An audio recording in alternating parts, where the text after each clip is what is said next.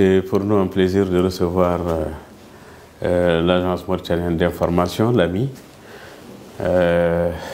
qui est venue accompagner ou encadrer ou participer à la visite de son Excellence Monsieur le Premier ministre. Et comme vous le savez, c'était une visite d'État qui était prévue de son Excellence Monsieur le Président de la République pour des raisons liées aux impondérables de la vie et au décès d'un ami de la Mauritanie, l'émir du Koweït. Le Président de la République a été obligé de renoncer à sa visite à Nouadhibou, bien qu'importante, mais aussi compte tenu des relations séculaires et importantes avec le Koweït. Il présente ses condoléances et celles du peuple mauritanien au peuple frère du Koweït. Donc le Premier ministre va venir aujourd'hui, Inch'Allah, superviser un peu les travaux, démarrer ceux qui doivent démarrer et inaugurer ceux qui sont achevés. Je vous remercie pour l'intérêt que vous portez à la zone franche et également pour la pertinence des questions que vous m'avez posées. Le jeudi dernier, j'ai signé une convention avec la Société nationale ATTM pour la réalisation d'un certain nombre de routes, de voiries urbaines et également pour d'autres travaux qui sont des travaux importants. La convention globale est de 6,270 milliards émerauds. Il est prévu 3,690 milliards pour la réalisation de ces travaux de voirie, 35 km,146.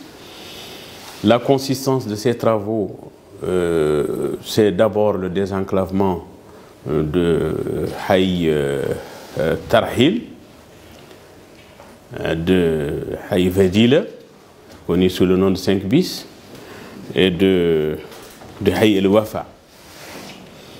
Il est prévu également le dédoublement de la voie à partir de la police sur 9 km jusqu'au carrefour Itihadia pour élargir la route 7 x 7, donc 14 mètres.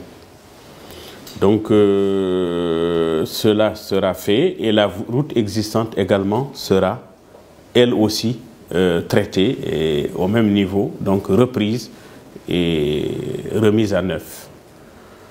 On prévoit pour la première fois la construction d'une route à partir de Puntia jusqu'au Khadij, c'est-à-dire Kabano, sur 8 km, avec une largeur de 7 mètres.